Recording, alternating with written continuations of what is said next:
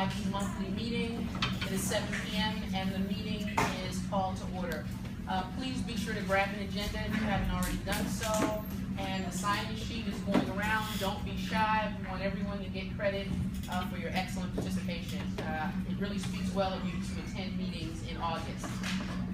So welcome. At this time, I'll ask Commissioner Buggs to call the roll. Good evening, ladies and gentlemen. Present. Keisha Shropshire. Adam Roberts. Present. Willis Blackmore. Kathy Henderson. Present. Clarence Lee. I am Yvonne Hood. There is a forum. Thank you, Secretary Buggs. At this time, I'd like to ask, we're going to go out of order for a minute. I'd like to ask Mr. Sean Ward to come forward.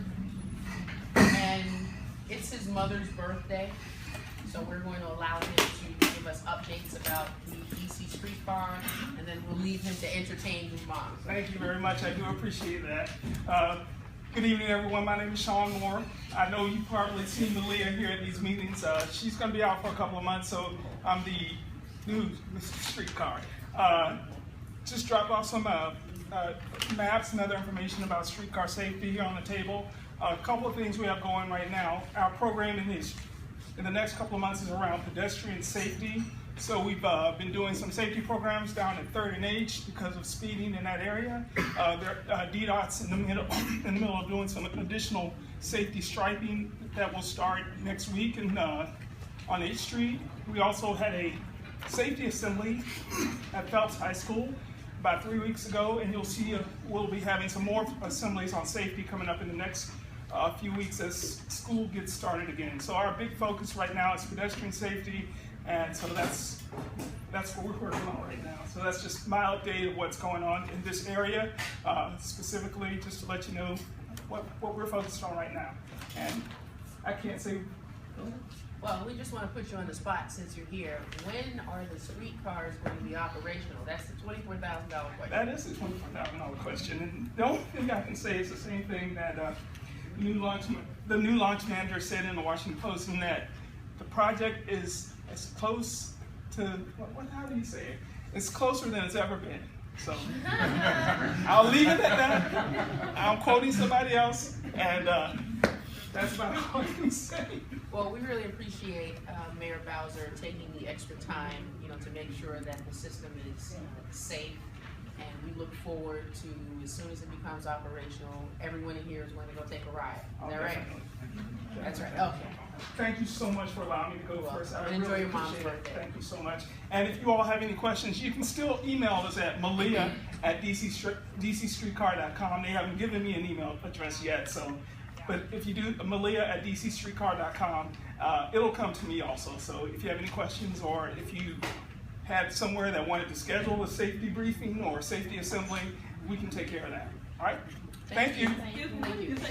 My name is Sean, S-E-A-N. Last name is Moore, M-O-O-R-E. Thank you. Thank you so much. Have a great evening, everyone.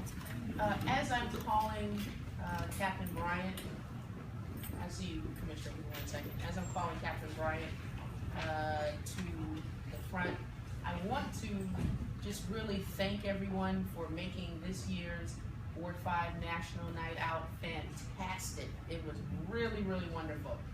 Many of you attended. We had excellent participation by MPD, different groups. It was wonderful, and I have tons of pictures, and it was really a nice event. And the mayor's office did some heavy lifting for us to make sure that that water fountain, that Starburst Plaza fountain that we cherish so much, was on and working, and it was just really a nice event, and we thank you so much. So that introduction is just for you, Captain Bryant and Sergeant Vance. Come on up and tell us what's going on. All right, I'm Captain Bryant. For those of you that haven't met me, I was signed here in April 3rd, 2015. Came over and, as you know, Commander Fitzgerald came over shortly after me. So this is a new project for both of us. Both of us have 25 years on, and we worked at several other districts. So this is a new challenge. But basically in all the communities, I've been doing PSAs for the last 9 years. So basically in all the communities, the biggest thing is that the community gelling together and keeping the police informed. Okay. As Ms. Henderson said earlier, National Night Out was real big. Like I said, I've been in patrol as a captain for the last 14 years, and the night out we had here was probably one of the best. I can put it in the top 3. I put it in the top 3. So that's one of the as far as crime in the 5th district, as we all know, crime across the city is up. But with Commander Fitzgerald, he's taking a different approach.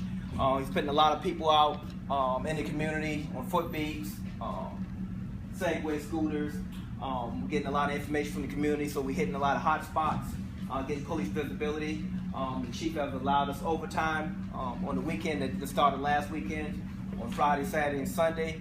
So we've been hitting different locations where we're getting the most call for service and a lot of community concerns. So community been doing a great job of helping us out in identifying suspects and closing cases and stuff. So I ask that you guys continue to keep that up because it is a team effort, and we've been able to do a better job.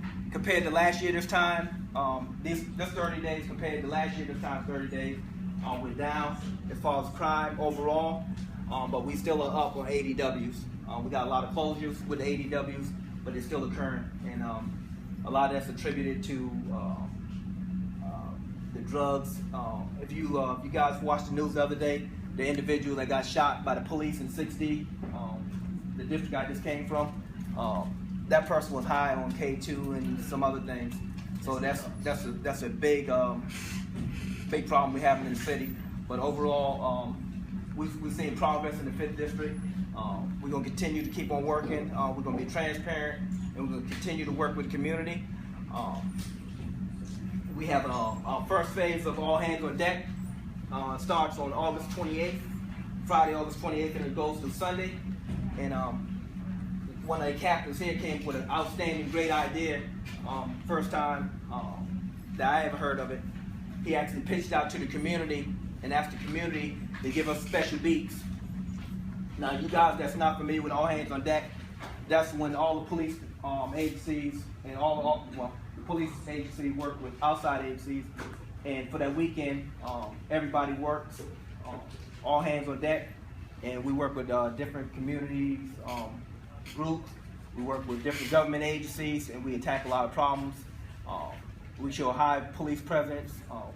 We work with CSOSA. We close warrants, so everybody's all hands on deck those 3 days, and it's been pretty successful for us over the years. So we'll be doing 2 phases, 3 phases again this year, and the first one is August 28th to the 30th.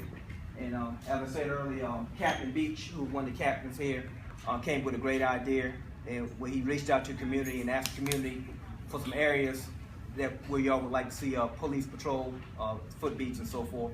So we've been getting a great response from that. We had the preliminary stage of our all hands on deck. So we have a closure date, I think on the 15th, where we're going to finalize it and get it out to the public as far as all hands on deck and what we'll be doing. Okay, that's all I have. Yes.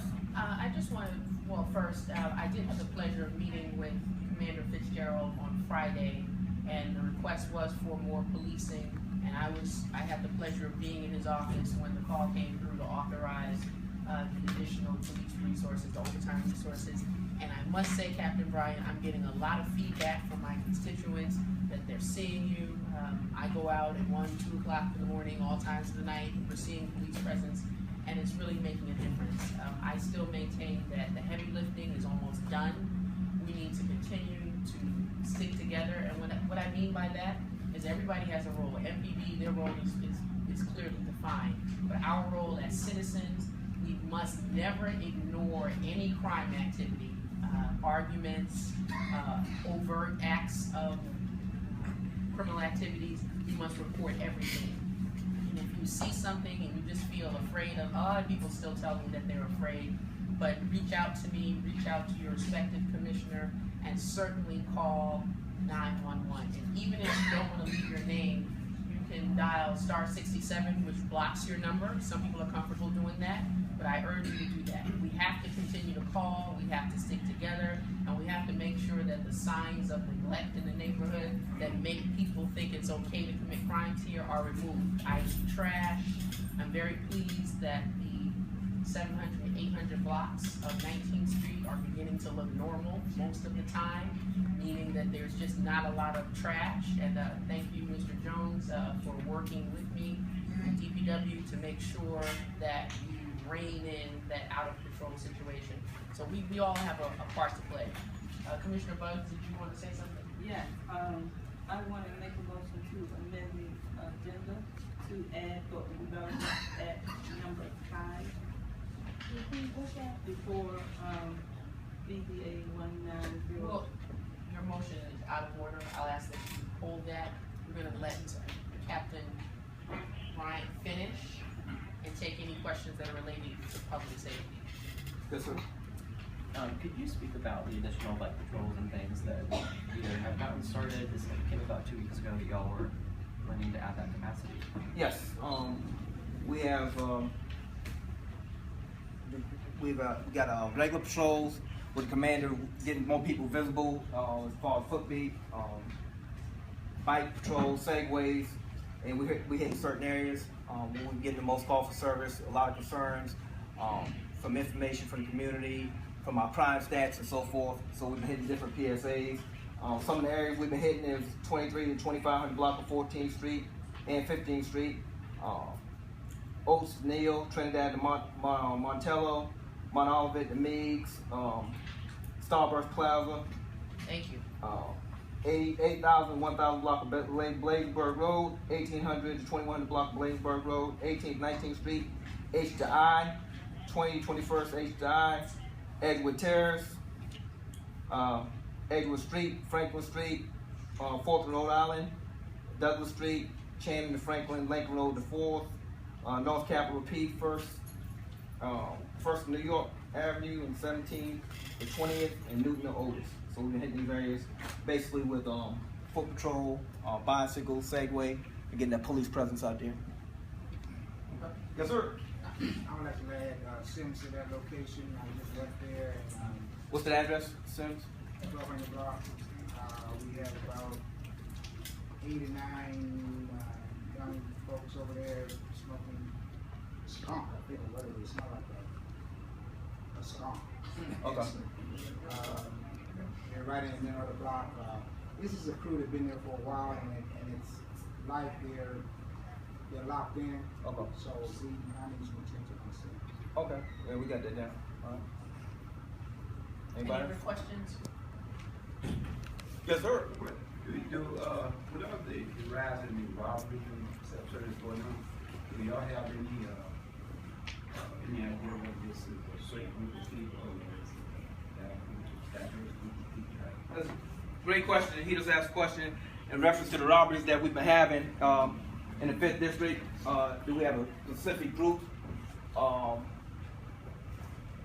the only information we've been getting that's been common in a lot of them, we've been getting 2 to 3 black males in the early 20s, and they've been hitting all over the city. And we got some good intel, we got some good video.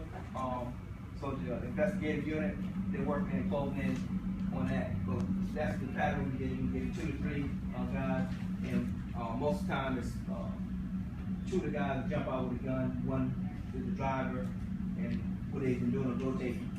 And we got a good description of the vehicle that they've been using. I'm the midnight captain, so midnight's one of the good things for us. We don't have that much traffic out there, so when we get calls and stuff in different parts of the city, we get a lookout, especially when we get a description of the vehicle, and if we happen to see those vehicles and stuff, we usually stop and stuff, and sometimes it works for the most part.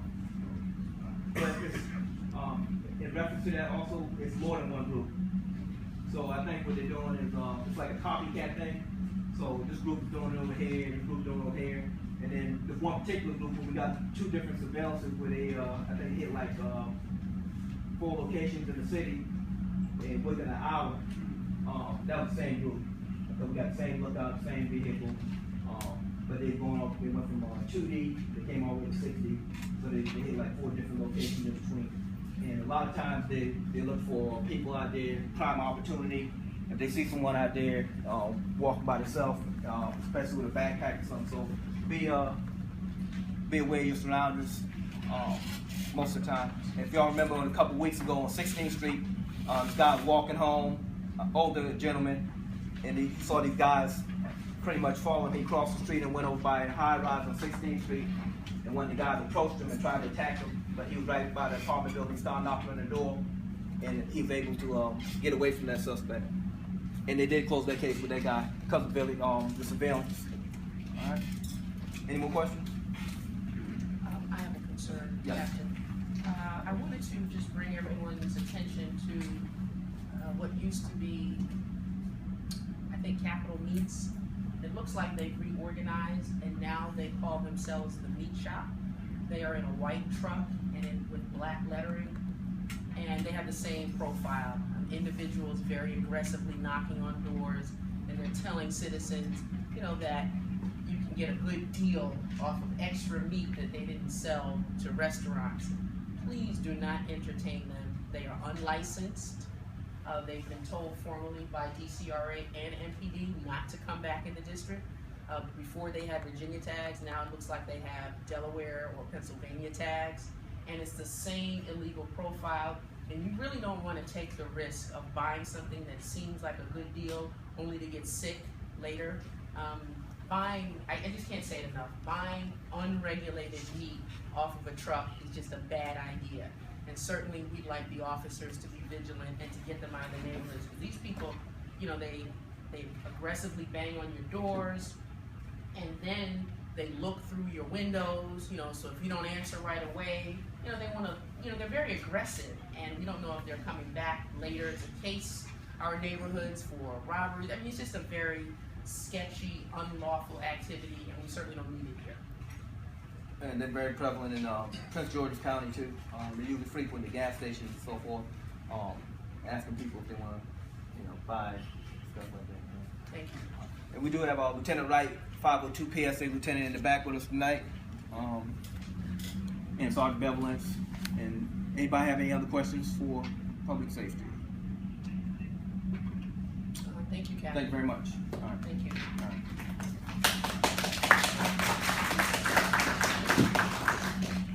At this time, I'd like to ask Mr. Mark Battle, the Regional Vice President for PEPCO, and his team, Chris Taylor, Ms. Donna Cooper, and others. And I'd also like to acknowledge Mr. Wooten, who is a great neighbor, civic activist, and also a PEPCO representative. He's going to share with us. Well, you with PEPCO. So, I want Mr. Battle and his team are here to talk about the recent power outage in our area, and it was miserable. It was really, really miserable. I thought I was going to die the night that the power went out, and I'm sure I've heard the same thing from others. So we want to hear from you about what happened and what steps you're taking to make sure that doesn't happen again. So thank you. Well, thank you very much, Chairman Henderson, Commissioners. Again, I'm Mark Battle. Let me start by saying, you know, we realize that any power outage is a severe inconvenience, and it can be even more significant, especially during the summertime when it's very hot for the elderly people. So we work very, very hard to keep the power on, and when it goes off, we work very, very hard to get it on very quickly. We've been talking with Commissioner Henderson over the summer. She's very, very good at letting us know when this power outage, doesn't matter what time of day or night. We get a text, we get a call, and we appreciate that, because sometimes... That's a nice way of saying I disturbed this week. No, because sometimes, you know, I'll hear from her before I've had a chance to log on and see it, you know, see it in our system, especially if it's over a weekend or something like that. So we appreciate the communication and really ask that you keep that up. Hopefully you won't need to, as we take care of these outages and make sure they don't happen at all. Thank you for being so gracious. Not a problem at all. But as we were talking, you know, she suggested that we come out and we talk to the community about the recent outages that have affected this ANC in particular. And so we brought a large team out tonight. We're going to be thorough but efficient. I should start by introducing, of course, Donna Cooper is the president of the PEPCO region. I don't know that Don's going to do a presentation, but if you want to give greetings, that would be good. Chris Taylor, City Public Affairs Manager, and Sean Perrin and Gary Keeler are real subject matter experts who are going to talk through the very technical details of the outages, the remediation plans. We're going to hit on the power line underground program as it affects Ward 5 and a few other issues. So with that, I think I'll just turn it over to, is it Sean first? Yep. Sure, okay. Good evening, everyone. Good evening. All right, so first I want to talk about, some of the recent outages that we had. And I'll go in sequential order by date. First one was June 23rd, feeder 14713. For approximately 347 minutes, we had equipment failure on an 8-phase transformer. The 8-phase transformer was at 845 21st Street Northeast. We had crews come out and troubleshoot and replace a transformer right away, trying to limit the outage time to a minimal amount of time as possible. So we found out we had a defective transformer, we replaced it right away.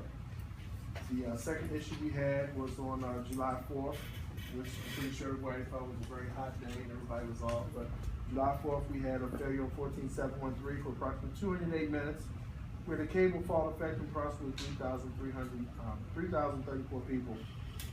We switched the load out to a tie-off location, which basically, we had a glossary. I don't know if you guys got to see the glossary, but basically what happens is we have a network of feeders and availability of other feeders to tie the load off. So we tied the load off to another feeder, and Gary's going to show you your print.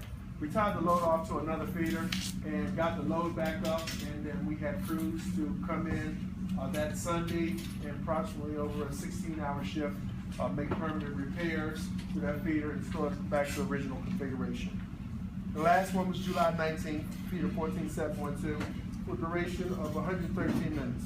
We had a getaway fault. Getaway fault basically is a fault which is in the first stretch outside of our substation, which is at the road. We had approximately 2,147 customers out. We did the same thing. We switched load over to another circuit and then had crews to come in immediately and make repairs. So all these things we try to get out to and respond as quickly as possible to make permanent repairs as soon as possible.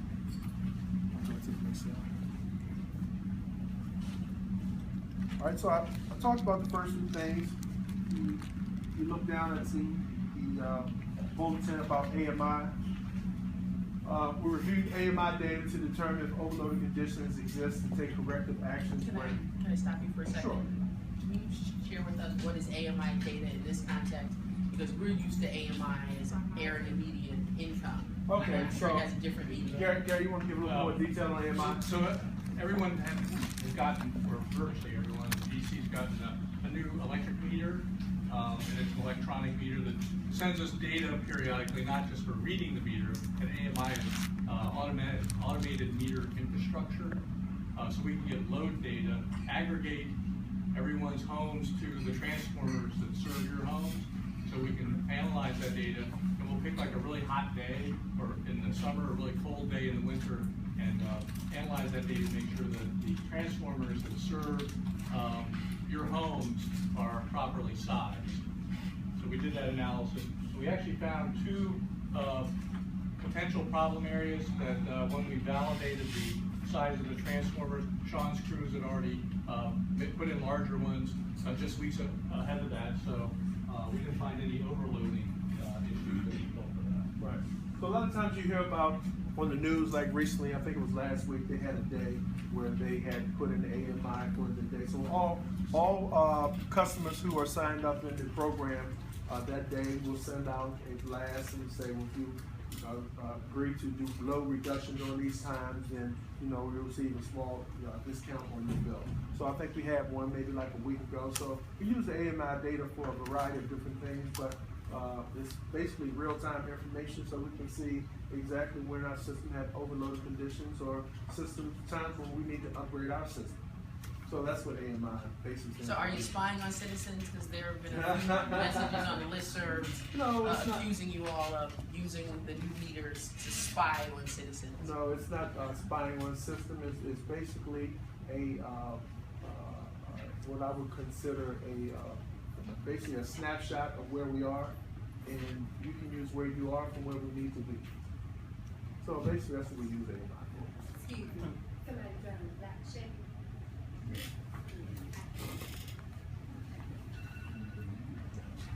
Is anyone driving a black Chevy? Please move it. We don't want you to get towed. Right, so basically, AMI gives us a snapshot of where our system is. So whether we're overloaded or where we are not overloaded, but it gives us an idea of where we are. So therefore, if we need to, make heavy ups, or sometimes we see things going on with customers that they don't even know about. So it gives them opportunity to give a snapshot of where we are. So how do you communicate with the customers, or do you have a mechanism? If you see something that looks like it's different from the customer's normal usage? Yeah, we'll get more data. Okay, so the meters have some other capabilities. One is if it's too warm, it'll send us an alarm that it's overloaded or hot, and there may be a problem with the meter box.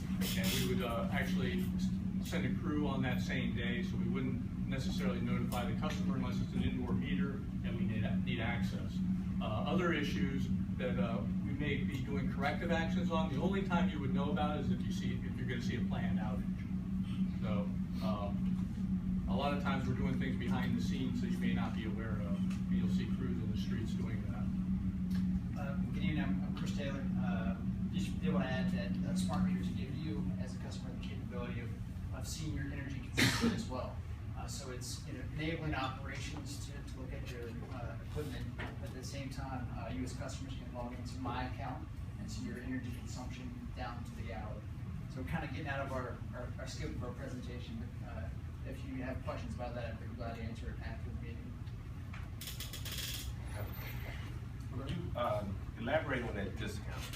You said something we would get a discount. So those are customers that are basically currently signed up for this program, and I'm pretty sure you get information in your monthly bills signing up for the program. So like the kilowatts you used to have, so like that same Right. program. So it's similar type of program. You control my electricity. Well, what happens is we have an agreement. John, you want to give an update? I just wanted to comment. What he's referencing is a direct load control program, and that relates to customers in which we may have individuals who have programmable thermostats, or we actually have devices that's on their actual HVAC systems. So it's a program in which customers can sign up when we have peak load days that are identified in our particular region. They will receive a set discount on their bill for participating in the program. It's purely opt-in. And also a customer, because one of the things that came up with this was, what about a senior? It's a hot day. They do not want the cycle to be cycled off during that period of time. You can actually opt out of being cycled off as well, but it's for a very short period of time. And we can send you information directly to the ANC so that you'll have information on this program to share with your constituents as well. So it's like the old kilowatts that you used to put on your central air conditioner or your electric dryer or something. Correct. All right, so the other part is performing cable injections on feeder 14712 and feeder 14713. And that's the ongoing process, and we'll be doing cable injections. Gary, do you have an update on that? If you look at your map, I think it's on page 10 of your handout. We don't have that handout. The old market area and then the Trinidad area, these are the two feeders that predominantly serve those areas. And we're going to begin the funding next year to do a cable injection on those. And the cables that we inject are actually the ones that serve the transformers that I was speaking to earlier. And it basically is a life extension. So we inject them to increase their insulation value. The parts of the feeders that Sean was talking about, where we had the outages on last month and late June, we're on we call it the trunk of the feeder. So if you use the analogy of the electric service coming into your house as the trunk, and then when it hits your panel and it's distributed from your panel throughout your house, we call those mains. And so what we'll do the injection on are the mains. So we've determined that we've had a couple of problems with the trunk. We think we've got those fixed. We did cable replacement and fixed those outages, and we think we've got that Pat will do the injection next year to do that life extension. And you'll see crews, we normally do that without an outage